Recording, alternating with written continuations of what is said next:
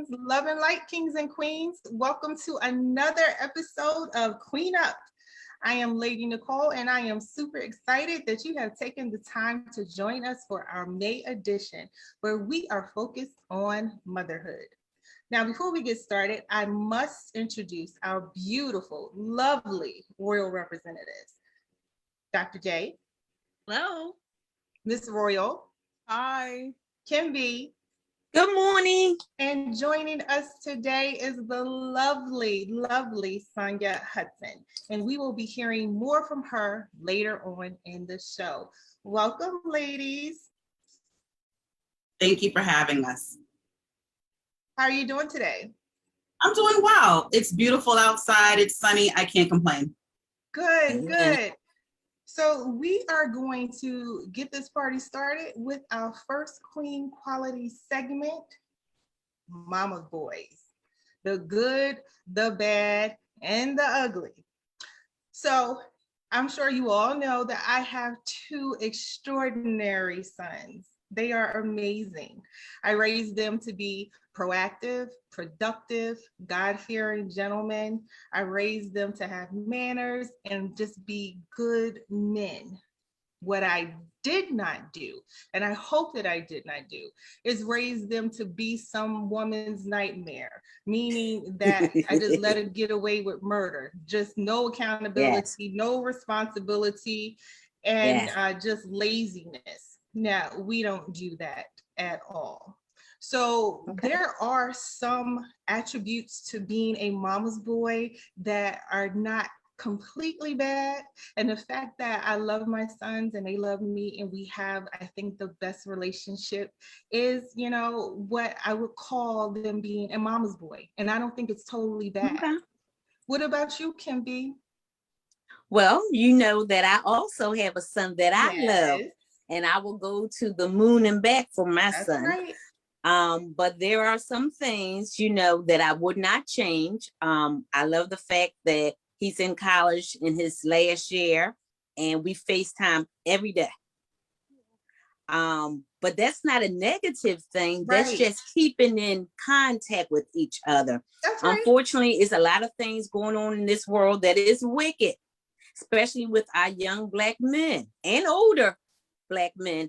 And so I just want to make sure my son is safe as much as possible. So I even went as far as when he went to college, I got my first iPhone so that I could FaceTime with him, because as a mother, we know that when we see our children, we can tell if something is wrong versus just hearing their voices. So I'm sure Kim doesn't want me to say that he's a mama's boy, but to a little, you know, a little percentage, I'm happy. I'm happy that when he comes home that we can rock out and go to the mall. I'm sure I'm spending my money, but we're going to the mall. We're having mother-son dinners, you know, so I'm embracing that. But what I haven't done was the bad and the ugly. I'm teaching my son when he becomes a man not to just pay the cable bill, but pay the house bill and the electric bill. You're supposed to be a provider. You're supposed to be a leader. First of all, you're supposed to follow Christ, because how is somebody going to follow you if they're not following Christ? So that's what I'm hoping that he has learned from all of these years of me depositing greatness and spirituality into this life. That's right. And I agree with that. I think it's important for mothers and fathers, but mothers to teach their sons that being a man is being responsible. Absolutely. You know, there's so many men who don't know paying that the cable word. bill. Can't pay no other bill but the cable bill. The definition of responsibility, you know, have no accountability, want to blame everybody, no backbone, no work ethic. That's right. They want to live with their parents versus their parents at the age that they might need to come and live with them. I have no problem with parents coming to live with the men, but I have a problem with the men living with the parents in the same bedroom that they had when their parents brought them home from the hospital. Right. And we get it. Sometimes things happen. sometimes life happens. We understand that. And we're not saying that, you should be ashamed, life happens and you have to come back home. We understand. We're but be talking responsible. about the people who choose to do that because they don't want to put forth the effort to do anything better. Absolutely. So Miss Royal and Dr. J, I know that you have girls. Dr. J, how do you feel about Mommas Boys? Well, you know what? I think Kim B had it right when she said that when you teach your son to follow God, I mean, I think that's a huge part of it. And certainly with my girls, I definitely want them to marry somebody or be involved with people that are responsible. So I'm definitely on board with everything that you said. Definitely. Thank you. Yeah. And I do. What about you, Miss Royal? I have a son. My son is going to be 36 next month. Oh, okay. Yes. And unfortunately, I didn't raise him in church. I had him young, and I wasn't in school. Not school. I wasn't in church at the time, but I always worked and went to school, and he saw me, being productive as a mom in summer camp and stuff like that. I actually ended up buying my first car because we lived in Brooklyn, but when we moved from Brooklyn to the Bronx, his paternal grandmother was in Brooklyn. So I ended up buying my first car just to be able to, transfer back and forth so he can visit. Okay. But I mean, he's very productive. He's a go-getter. He's not that, he doesn't have that mentality that, like, how some guys, they want to just stay in the house. And, like you said, being unproductive, being a mom, being in the house, he's nowhere near that. And I would he's like his mama, a go-getter. Yes, mover and a shaker. yes, absolutely. There's nothing wrong with that. But he's filming a movie right now. He got picked to be a part of some movie. That's right. Brag on your baby. Yes. That's right. That's right. So your son is a mama's boy too, Miss Royal. Nothing wrong with it. Nothing wrong with it. Well, nothing wrong with it. They're gonna check, even though like he doesn't live here, but he does come over to make sure I'm all right, and he's always good. Yeah. Guys, you want to say something, Sanya? Yes, I do. I am the mother of a 26-year-old daughter, and I look at other women, and when I find out that they have a son or they are pregnant with a boy, I ask them, please raise your son responsibly. What I learned and what we often hear is that mothers will love their sons but raise their daughters. The genders. And, my advice to all of the mothers out there who are raising boys to become men, not only love your sons, but also raise them also, because they have to grow up out here. And we need sometimes for the men to kind of cut the umbilical cord and join us in this partnership so that they can show up fully and not be mothers. That's what we as grown women are finding.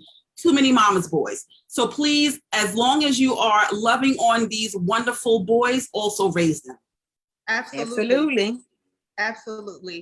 I always would say that I think women can do anything. But one thing that mothers with boys need to understand is you can't fully teach a boy to be a man. You can encourage him to be a man. And part of that is what Sanya just said. You have to raise them. Everything can't be you can't give them everything they want. That's they have to go with hard work. They have to earn it. Work hard. Being a man is responsible. And that's something that you need to teach them. Even at a young age, you are responsible. And there are consequences to behaviors. And the Bible even says, the man don't work, he don't eat. So this is what it is. Yes, it is. So again, don't think it's anything wrong with being a mama's boys. I believe that, you know, how a man treats his mom says a lot about him. Yes. That relationship is very, very important. Yes. So there is a good aspect to being a mama's boy. Right. But we also know, and I'm sure we could tell you some horror stories, all of us, that there is a concept to being a mama's boy that is bad and some that's ugly. So that is what we want to stay away from. Okay. Yes. So we're going to move on to our next Queen Quality segment. Dr. J is going to talk to us about mom versus mom, how to balance the two, taking a step back and letting mom be mom. Well, absolutely. Let me begin by saying that I am a Mimi. A Mimi. Okay. Yes, that's right. So I am a Mimi to two wonderful babies, Emerson and Avery. And Avery and Emerson. Avery is the girl, Emerson's little boy. And they live in New Jersey, so they're not here in Maryland with me. But I say all that to say that I miss them. I wish that they could be with me always. Well, not always, but many times, a lot of the time. So how to step back? I would say recognize that you did your job. You raised your daughter or your son, and now it's their turn to figure it out. If they have if they ask me for advice, I am happy to share. And I sometimes even share when I'm not asked. But I share it once. I don't go on and on. Okay. I also know that whole, the worry, the responsibility, all those, that's not mine. It's theirs. But what I do is I pray for them often, because that's the biggest thing that I can do. And as my mom did for me, support them in any way that I can. If there are trips that they want to go on, if they have job responsibility, whatever, if I can go there for a week and stay there, or they come here, I'm happy to do that, because my job is to support and pray and give advice when asked. But I will tell you that it's the most wonderful thing to be a Mimi, and I just love them so much, and it's great. But to do that, you have to know when to let it go and not push your agenda on, because it's not your responsibility, it's theirs. So you're preaching today, Dr. J. So Dr. J, I have a question. How difficult is it to, now what you just said all makes perfect sense, but how difficult is it to step back and let the mom be the mom and not have that responsibility? And you said that it's not for you to worry, but how hard was that for you to do that? Because some mothers, some Mimis, moms, grandmoms, they struggle with that, where they need to step in and tell the mom, you need to put this on the child. Don't have the child come outside without an undershirt on. I don't like these socks. What about this? What about that? Don't have them do this. Don't listen to the doctor. Let them have some mashed potatoes right now. I mean, I'm just saying, like, what? That's why I say it once. I mean, I have strong opinions about things. I say it once. If they don't agree, let it go, because I have limited energy. I mean, I know that I'm at this stage of my life for a reason. I have stuff to do. I'm still working. I've got cleaning. I've got tons of stuff to do. And so with all that being said, I've got to let it go. And if I want to be a part of their lives, I've got to let it go. Because if I inject myself too much, then they won't ask me to help. I will not, they won't allow me to be a part of their lives. They won't tell me things and share, so it's a win-win. I get the advantage of hearing what's going on. I can say what I think sometimes or not, but most of all, I can pray. And when I see them, which is about every 6 weeks, is love on them as much as I possibly can. Wow, that's wonderful. Anybody else has anything to add? Yes, Miss Sanya? I'll add, it's definitely not easy. My daughter's 26 and I still struggle with letting go, but it's easier because I've now accepted the fact that as a parent, my ultimate goal and responsibility is to make sure that I leave a legacy. I cannot be if I hold her hand along the way, because when it comes time for me to be reborn again, I want to make sure that she's okay. And I want to make sure that she's okay by letting go and observing. And then if I need to kind of interject and say, okay, let me help you navigate as your mother, then I'll do so. But at some point in time, every parent just has to let go. Even a bird leaves the nest at some point in time. Yes.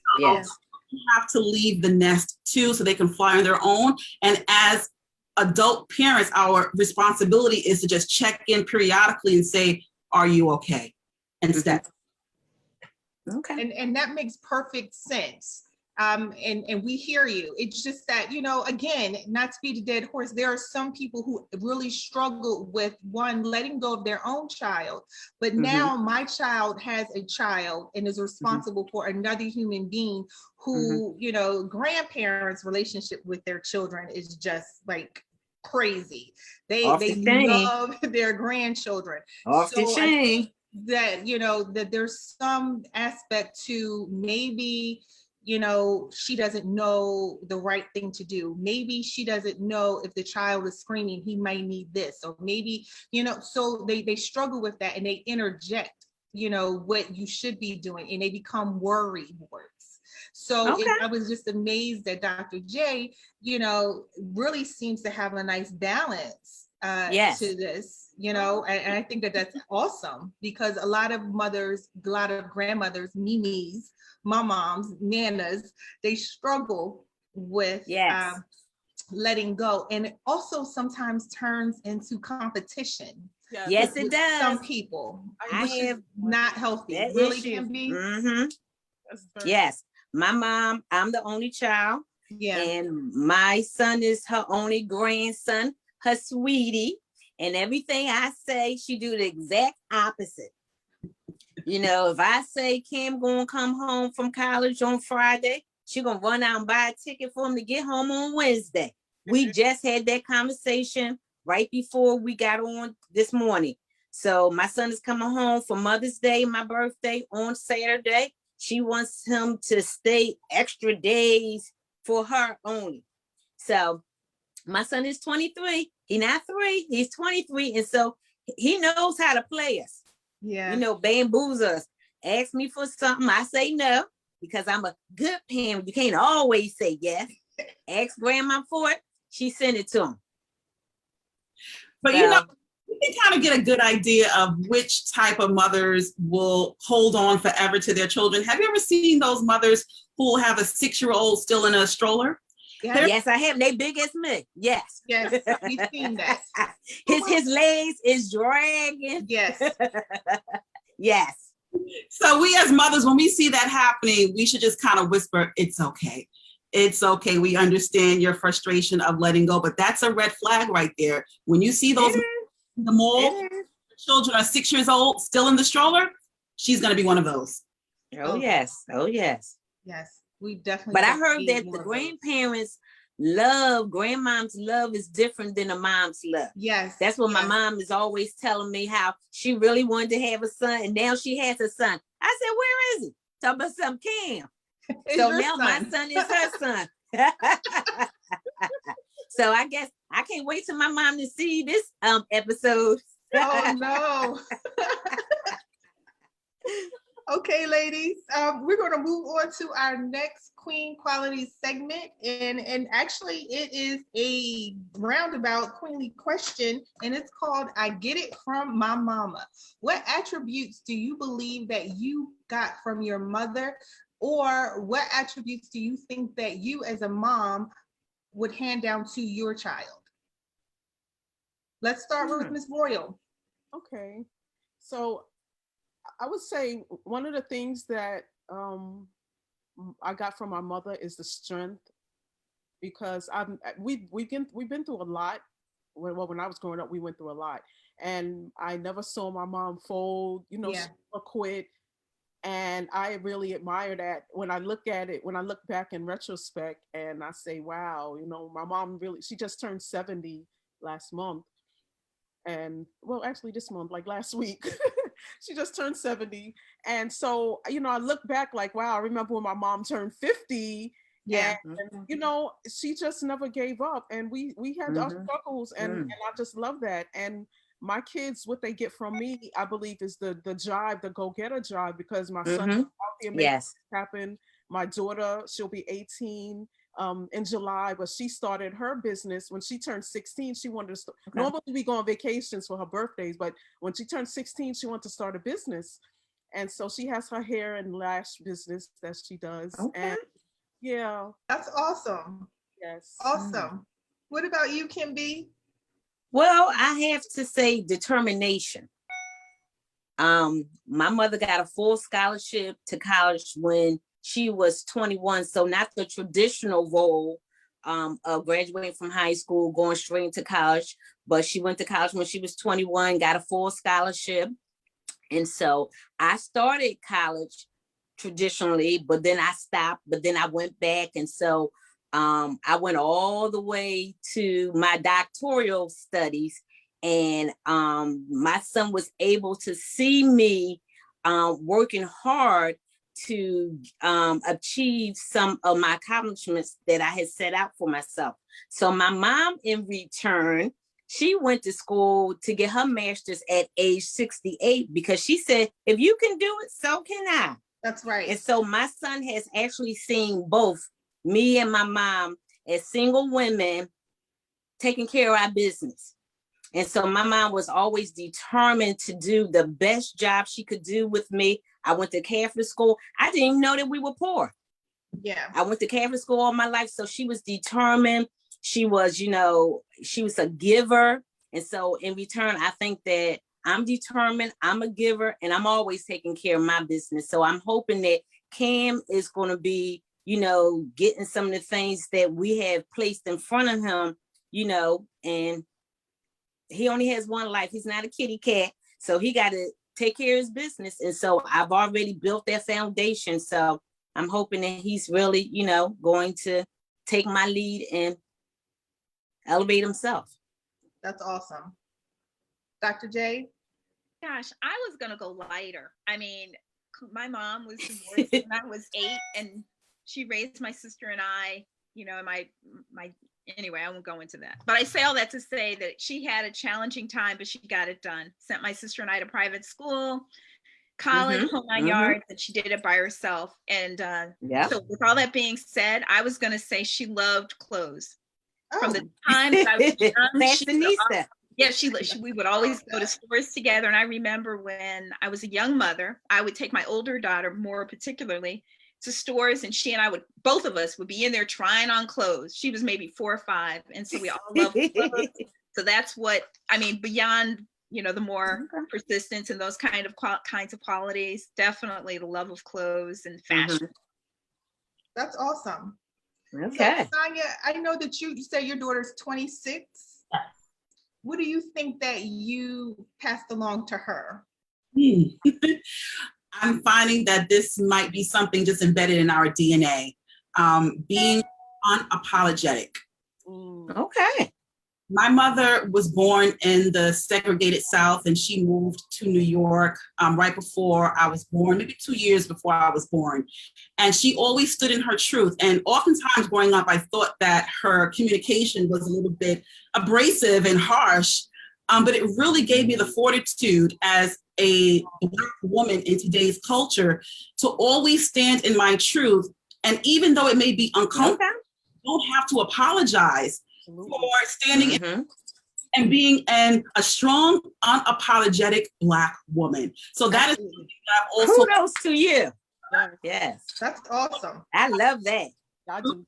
Yes. Now in this phase of her life where she is telling her peers what her boundaries are. And just to see her take control of that narrative, it's amazing. So once again, that we as mothers lead for our children, I'm so happy to see her leading her own unapologetic truth. That is awesome. Wow. I love that. Yeah, and I could definitely relate. Sadly, it took me a little longer to get to that point where I can stand in my truth and be unapologetic about who I am and what I want and, my goals and so forth. But I did get there, and I've been there, and I will not be moved. This is what it is. But from my mother, I believe that I got her strength. Definitely her disposition. She's the kindest person that you would ever want to meet, but don't cross her. And I have that in me. Yeah, it can be. I have that in me. Oh, yeah. Just her love for God and always wanting to be a lady, as classy as possible. Yes. So I think I definitely got that from her. And my boys, I believe that they are just, I love to see their confidence. Sometimes, you know, I got to tell them to bring it back just a little bit. But, you know, I love their confidence. I love their go-get-it attitude. And I love that they love who they are. And I know that that is something that I instilled in them. So it is refreshing to see that, you know, all come together and cultivate in them as they get older. You know, you kind of look at them like, wow, you know, like they're finally getting it. It's registering because, you know, kids go through a little season where you're like, okay, Lord, we got to pray about this, but they finally get it and it clicks. And I think that's where we are. So it is definitely refreshing. And I'm just a super proud mom. I love them more than I can even put into words. So, okay. So now Kim B and Miss Royal are going to touch on a topic that might be a little, you know, a little uncomfortable for some people who are viewing this, but is it selfish choosing to be a single mom? You know, some people are single moms because, you know, life happens, you know, death, divorce, you know, illness, whatever. But some mothers choose to be a single mom. They go into it knowing that it's just going to be me. Is that selfish? Well, let me just say that every scenario is different. I'm going to talk from my own personal perspective. I didn't go into it choosing to be a single parent. But once I became a parent and realized that he was not the man for me, right, I did make the choice. You got to go. Yeah. And so I did what was in the best intent for me and my son. You know, first, of course, you know, my mom was playing games with me. Oh, how's Cam going to react? You know, he's so used to seeing his dad. One day, I believe it was on Cam's dad's birthday, September the 15th. I decided today's the day. Happy birthday to you. It's over. You can still see your son every day. You can still pick him up, take him to school, whatever you need to do. Yeah. But as far as me and my household, no. That's it. It was so I did what I thought was best for my son at that time. Even though I have on orange today, orange is not my favorite color. Therefore, I will not be wearing an orange jumpsuit. So it's either me or you.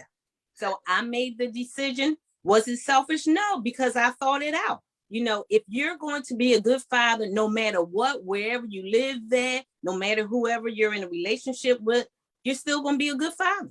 That's right. If you're not, see you in court. Right. So I don't think it was selfish on my part. I think I looked at the whole picture and I realized that I had made a mistake, but I'm not going to live in a mistake for the rest of my life. Right. So that's what I did. And to this day, I'm very proud that I made that decision. Okay. Cool. Miss Royal? So my background pretty much similar. My experience is pretty much similar to Kim B's. My son, when I had my son with his dad, you know, at some point I had to get out of that relationship because it was toxic. And so I decided to become a single mom. And honestly, I believe that was one of the best decisions that I could have made for my life because it strengthened me into the woman that I am today. Kudos to you. Yeah. So I wouldn't say that it's selfish. I mean, I know there are some women I come across that, you know, they're so desperate to have a kid. Yes. I feel bad for them, but I believe that, you know, I believe that it's all in God's timing. Right? Amen. And you know, it should be the right person, but if it's not, you know, you have to be prepared to become that single parent. I'm just going to say, Miss Royal, you are right. It was not in God's timing for me. I made a decision to do something that I should not have been doing, even though I was grown. but you can't say that you're a Christian on one side of your mouth and do something completely opposite. Right. So when you're not in the will of God, there are some consequences. Right. And that's what it was. But I made the right decision for me and my son. That's true. But see, I wasn't in church at the time. So okay. Yeah, I wasn't. I was.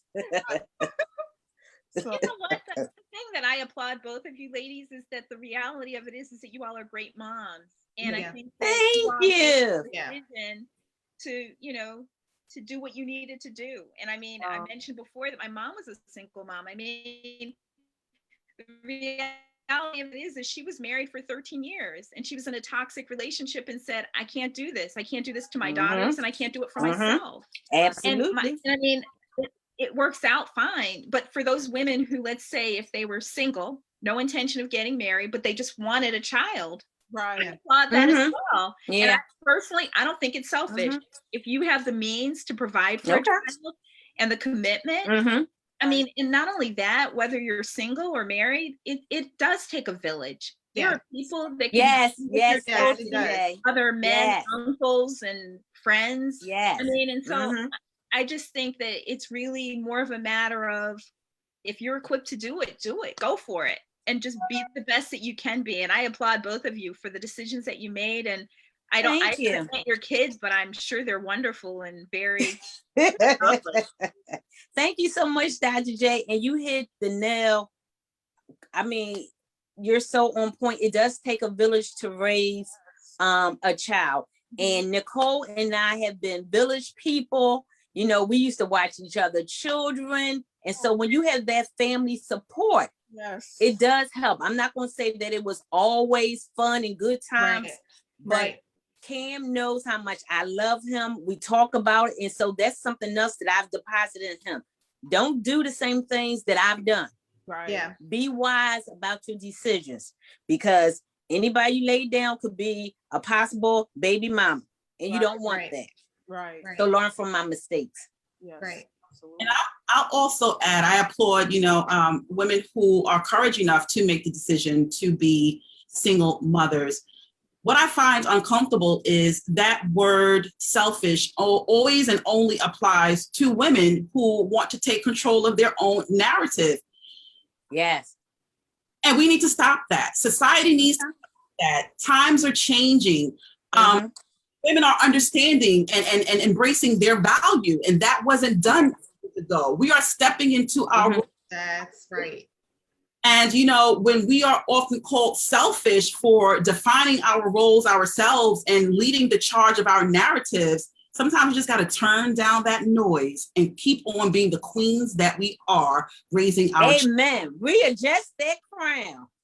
Well, so I used to be a single mom. I was a single mom for a while, as Kim B mentioned. And I always thought, that a child should be raised in a household of love. And I would rather for my children to be with one happy parent than two miserable ones, because having a child being raised in a household that is toxic, it's not healthy for them.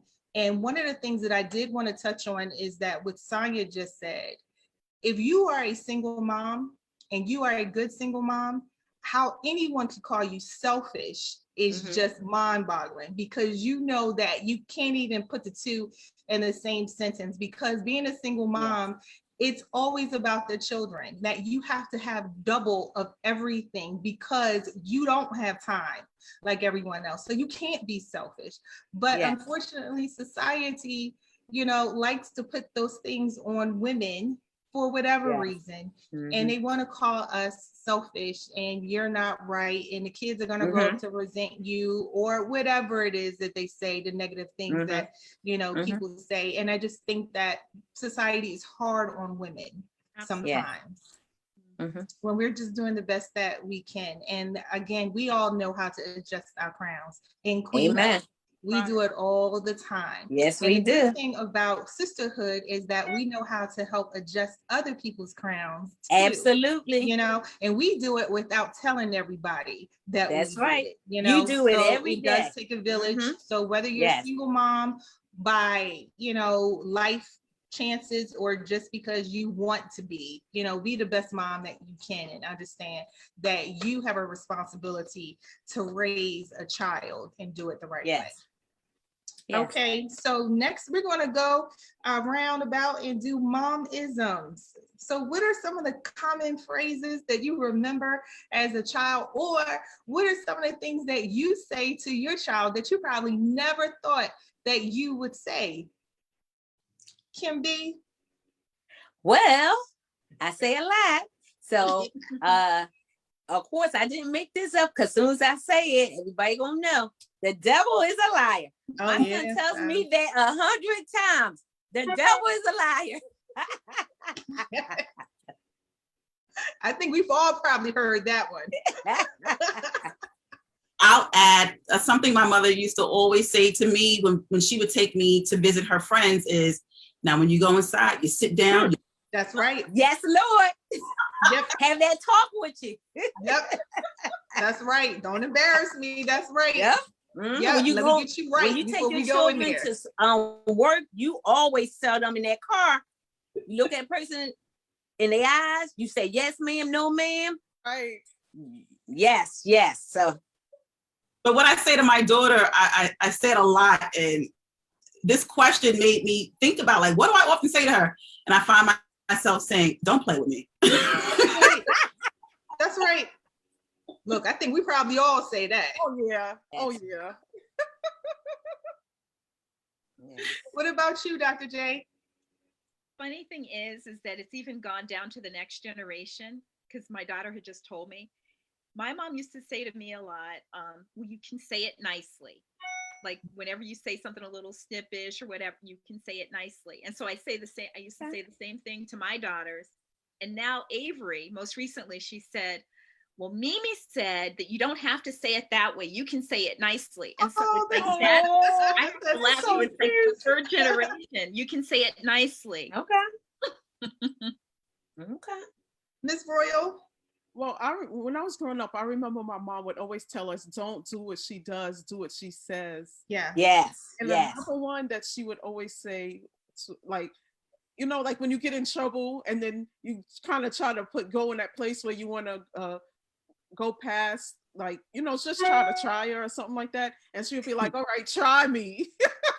Right. Mm-hmm. Oh, yeah. I've heard that one too. Right. Or what's the other phrase? This is not a promise, it's a threat. No, it's not. Yes. It's a promise. Promise. Okay. Yeah. So one of the things my mom used to say to me, especially as a teenager, and it was shocking because I hated the phrase, but I found myself saying it to my son one day.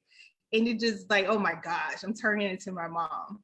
But so she would get upset, and I would get upset as a teenager, and she would look at me and she would say, do we need to discuss it? I already knew that meant that she had no intentions of discussing anything. Right. So I would instantly straighten up and fix my face. Mm-hmm. Yeah. So that is one of the imagine things. Your mom saying that. Right, exactly. You can see her saying it, right? Yep. With the whole attitude. Like, okay, yep, I got it. Get me right, just like that. Because I knew what was coming next. Yes. Okay, so Dr. J, there are, we're talking about motherhood and so forth, and there are some women who struggle with the burden of being barren. What advice or what resources do you think someone could take who desires to be a mom, but they're having issues with conceiving? Well, I think perspective. I say that because just keeping in mind that about 10% of both men and women have fertility issues. It's not just a woman thing. And so I say that because so often women take that burden, like it's something that they can't do, but sometimes it's not their issue. It could be, due to, a male issue. Right. And when you talk about couples, a third of them, it's the men have the issue, and then a third of couples, the women have the challenge, health challenges or whatever.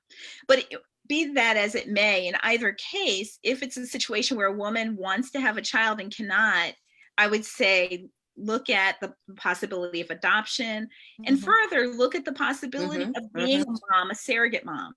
And I say that, and I mean that to say, being a mother in a different form, you know, being like, if you're other people that have children that are single, being a friend, being a help. They don't have to, you don't have to biologically have the child, but you can be that mother to them. And so I would say embrace children however you can, whether it's being, you know, Sunday school, whether it's having after school, whether it's attending games and, you know, being a friend or an auntie. I mean, like, for me, my children are 12 years apart. And so when I was, you know, at that time, I was like, oh my gosh, I'm not going to have another child. I really want another child. And I said, well, maybe we'll adopt. Maybe, you know, it was like, I really, really want to have another child. My quiver is not full until I have another child. And so it worked out where I had another child right away. But the point that I'm making is that you just have to look at other options, you know. But I think that there's so many children out there that need mothering, that need a friend, that need somebody to come alongside them, that I think the opportunities are endless, and just, you know, continue to push forward and be all you can be to the young people around you. Very true. So that was excellent advice. So just playing devil's advocate, we could say that because we all have children. We've all been pregnant. We know what that feels like. So there are some women who want to experience that, and they probably know that I could be a mother to someone who I've adopted, or a foster mother, or, you know, get a surrogate. But what about that need to, I guess, feel like a real mom? And I hate to use that term, but that being pregnant and actually going through all of that experience and actually going to labor to bring forth life, you know, those are the women that, you know, I find that really struggle with wanting to be a mom. They know that there are other options out there. What advice would you give them? And I don't want to say to stop, but when should they understand, okay, it's probably not going to happen? Should they keep trying and keep trying and keep trying? Because I've read a story on Instagram where they kept trying for years, and then they adopted. After they adopted the baby, she got pregnant. So I mean, it was an amazing story. One of those stories that kind of bring tears to your eyes when you're, you know, looking online. But what do you tell a mother? You know, I really want it, you know, she really wants it, but it's just not happening. And she's never experienced it. Yeah. I mean, I'm kind of at a loss other than to say, to pray and just thank God as it relates to that. And to your point, I think that there are many women, or not many, but there are a number of women, I should say, that once they settle down, they become pregnant and have that child. Yeah. Does that happen all the time? No. But the point of it is it could happen. And the best thing you can do is just believe that, you know, that God will work it out however it's supposed to work out. So other than that. Absolutely. But I agree with that. Though, is important to that. To your point, that there are women that we need to be more sensitive to, you know, and understand how they may be feeling around Mother's Day and other times. So that to mind that. Yes, absolutely.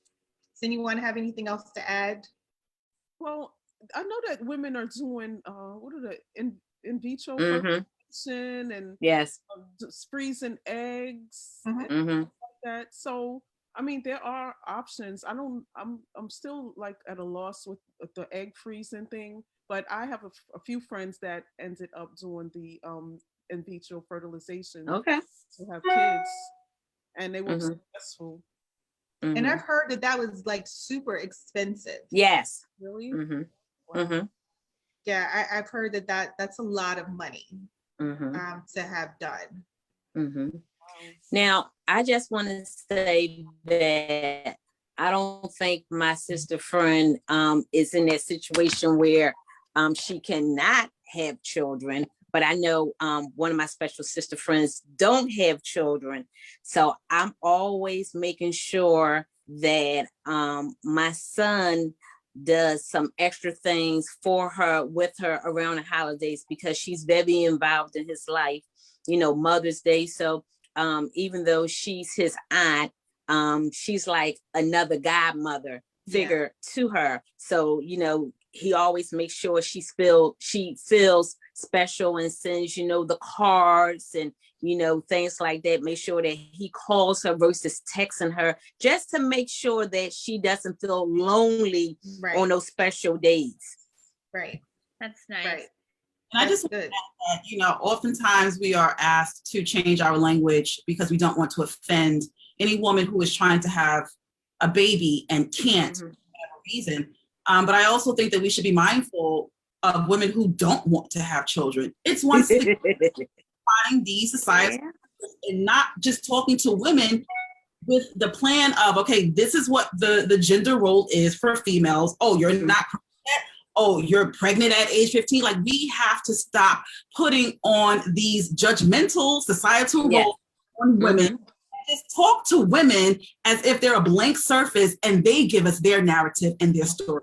We can't go to them with what their trajectory should be. So, it is kind of nerve-wracking, and we do have to be ultra sensitive, but I think it's just ultra sensitive to the plight of a woman, whether or not she's can't have a child or chooses not to have a child. Let's give a woman an opportunity to write her own narrative. Absolutely. And good. We completely agree with that. But there are some women who want children, and they do bear that burden of being barren. So I definitely think that is important for us to be sensitive to that aspect. Again, because we've all had children. When she's I think the woman is struggling with those issues, there's nothing that the next person can do. I think that's more of a therapist's job at that point.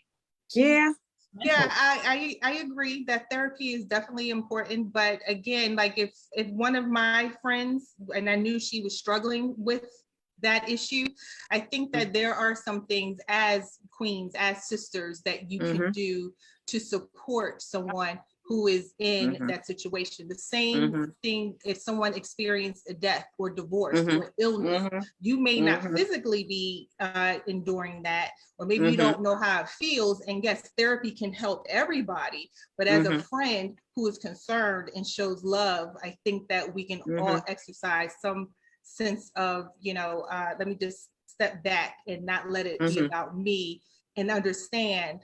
Or try to understand. I don't know how you feel, but I'm here. So I think that is important for all aspects, not just having children, just all areas of life. And there's the story in the Bible. Is it Hannah?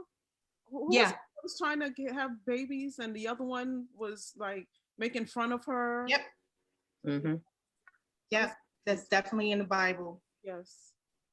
So are we ready to interview our special guest, Miss Sanya? Yes. She is awesome. We are so excited that she is taking time to join us. She is busy. Busy. So we are going to start with Miss Royal. Can you introduce our co-host? Yes. So I have the pleasure of introducing our special guest host today. She is a producer and host of her own show. Her show is syndicated on air amongst D.L. Hughley and others, and Cheryl Underwood. And so that's really a great thing. And she's her podcast is the go-to for a lot of people that want to seek talent for their own shows or interviews. And we are welcoming Sanya Hudson, and her podcast is Sanya on Air. Thank you for having me. I really appreciate it. This conversation has been amazing. Don't invite me to talk.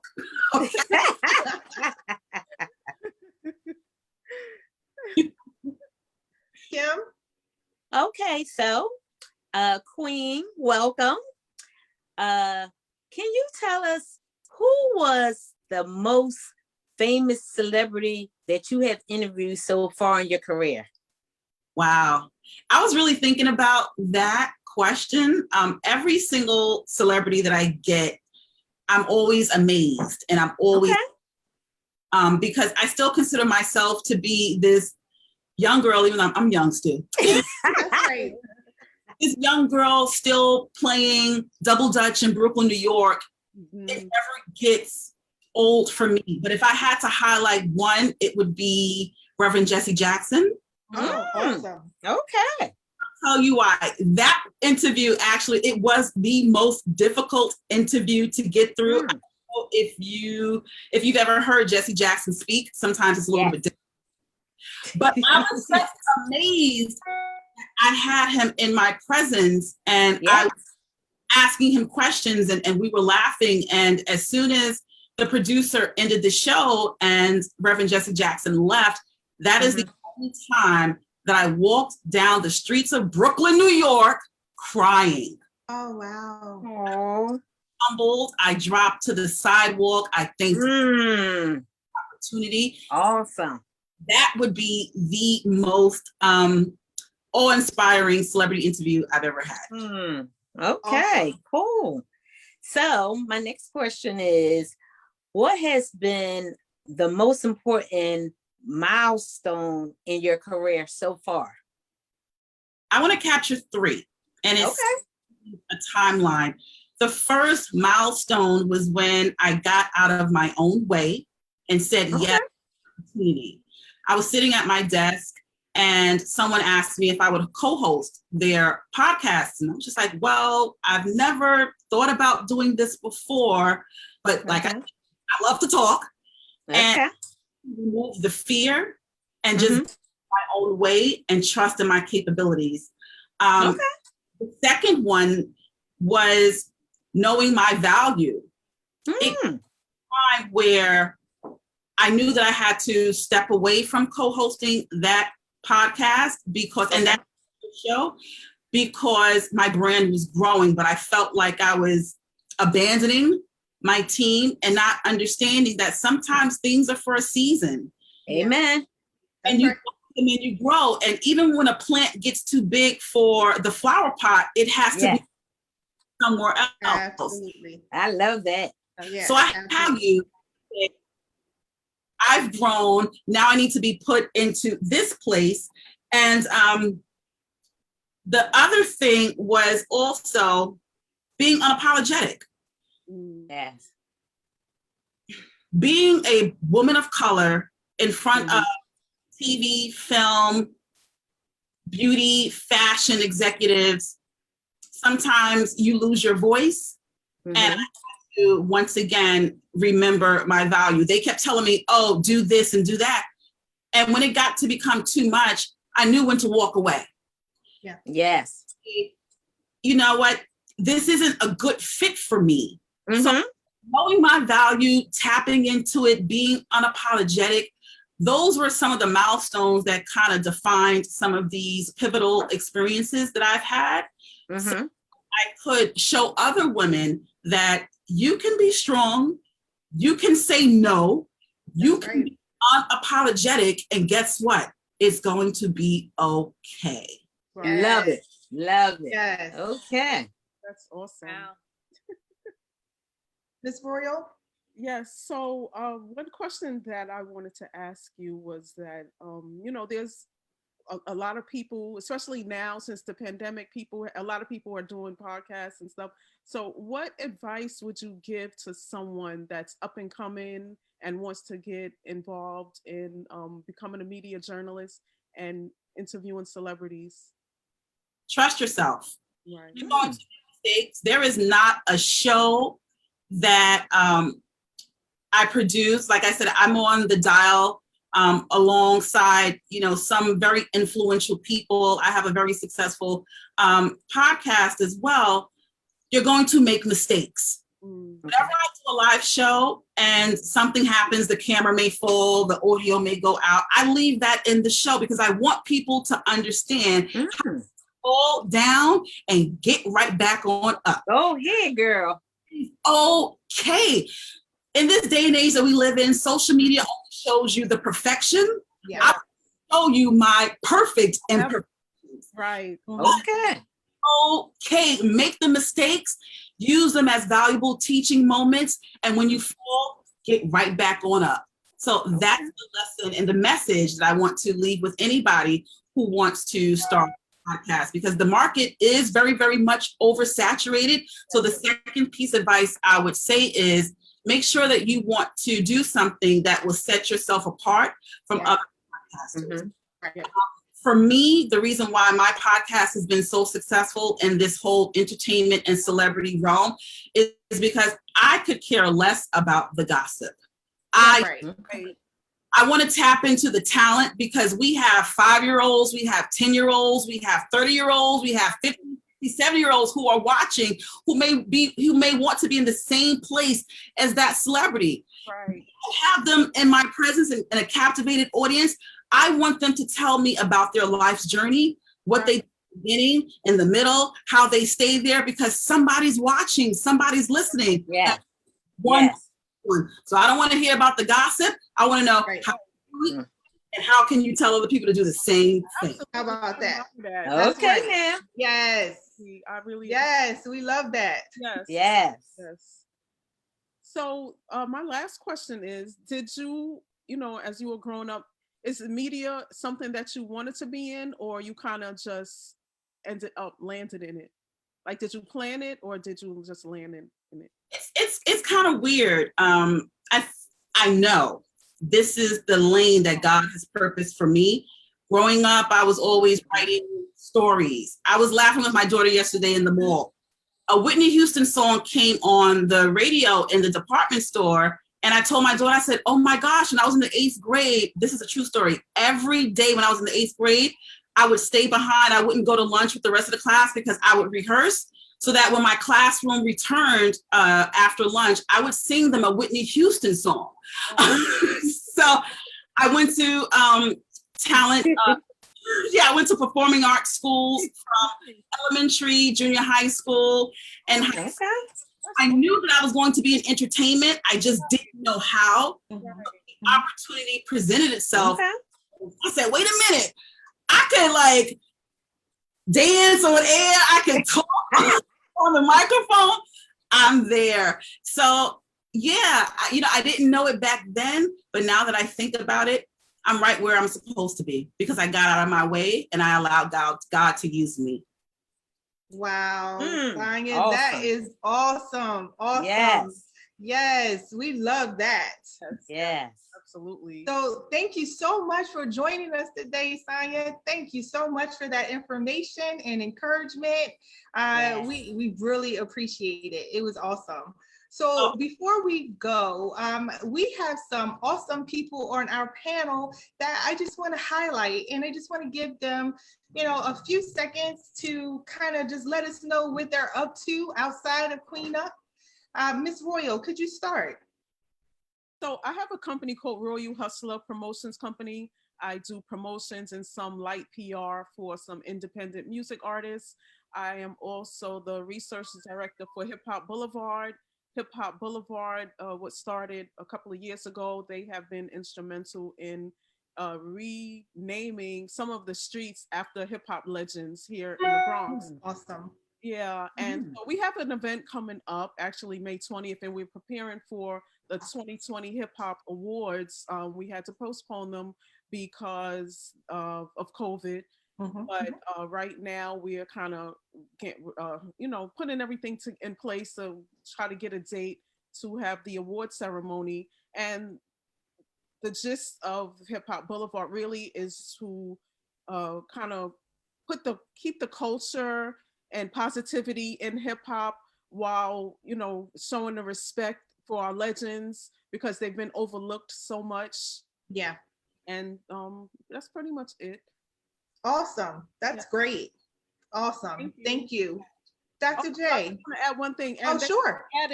They have added our podcast to the website. So I have to send y'all the link so you can see that.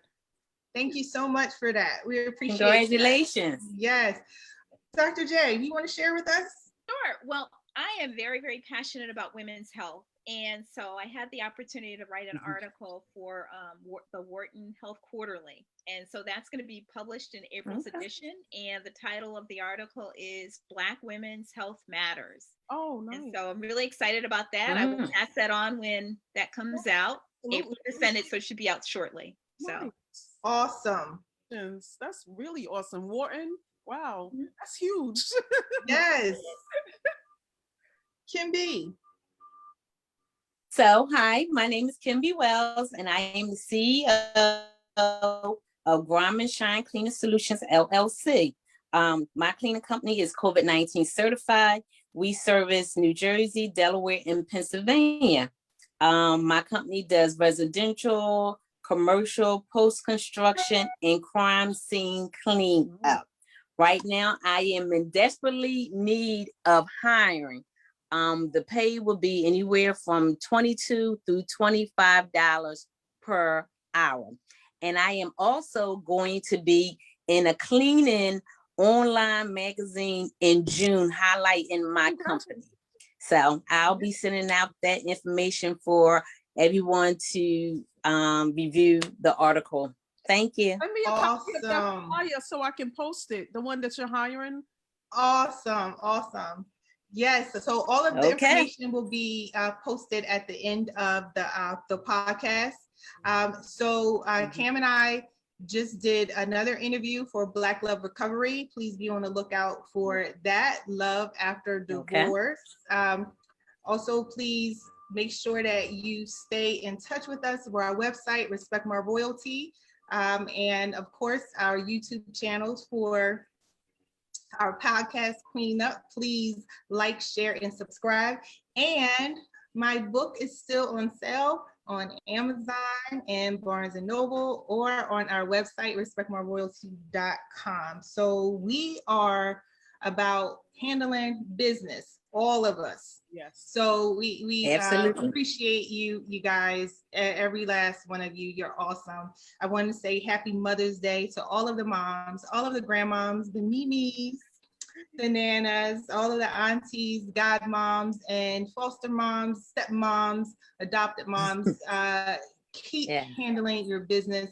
We understand that being a mom is such a challenging job, but it's also the most rewarding job. Yes. We wouldn't change it for the world. So on behalf of Dr. J, Kim B, Miss Royal, and our lovely, lovely guest co-host, Sanya Hudson. Please check her out on Sanya on Air. I am LadyNicole. Thank you so much for joining us on this episode of Queen Up. Please always remember to be the queen that God created you to be. God bless. Thank you. God bless. bye.